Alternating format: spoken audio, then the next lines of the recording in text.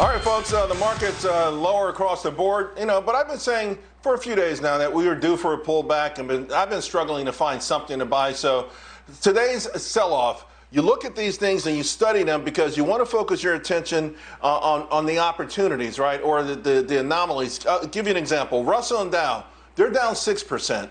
Your S&P is down 5.2%, but the Nasdaq's only off 4.5%. So this seems to be saying that there's still rotation back to growth, back to tech, and maybe that's where you want to be when the selling is over. Let's bring in Point of View Wealth Management's David Dietze to get his take on today's message of the markets and the sell-off, and of course where he sees the opportunity. So David, I grappled a lot the last few days to find value, right? Because the value stuff took off like a rocket. I mean, any of these sectors were up more than 20% in the last 30 days. Industrials, materials, but they're coming down quickly. How do you decide on the market as it's pulling back? Because I must have gotten in a break 3 emails. What should I be buying? I said, I'll ask David.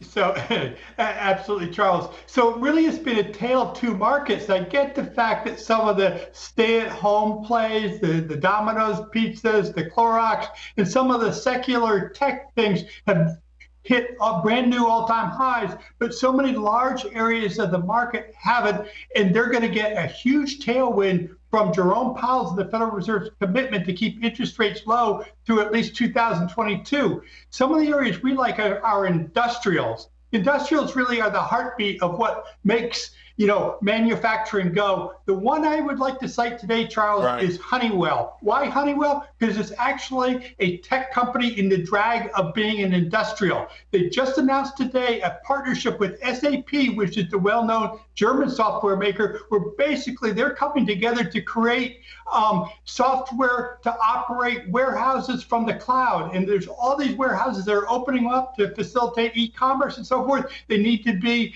masterminded on a global basis, and Honeywell is in the thick of that with SAP. So this is something, it was 180 back in February, right now 154. I love that you explain why you like that, and that also is not the run-of-the-mill name that everyone normally goes to. Industrials had a big run, but they were led by airlines for the most part. The pullback, Boeing and the airlines, are you concerned about that, or is it just a case of these names getting too far too fast?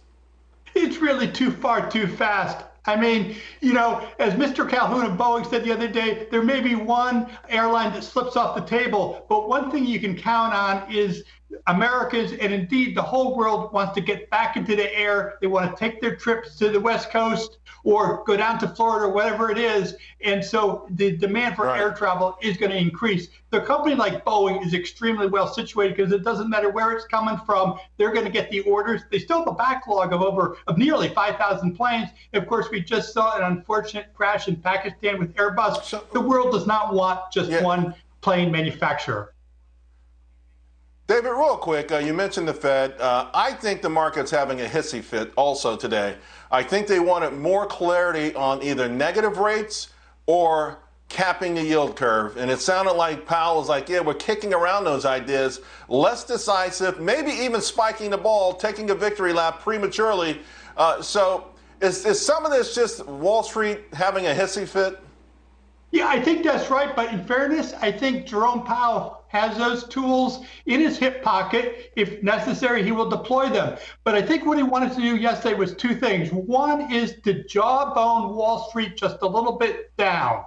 We were up 45%. He's just a little nervous. It's a little too far too fast. And second, of course, I think he wants to light a fire under Washington. There's a great infrastructure bill that's been proposed by President Trump for $1 trillion. There's up to $3 trillion that the Dems in the House are proposing to add further stimulus. He believes that's necessary. I don't disagree. He wants to light a fire on them, saying, we're not all perfect now. Do your work.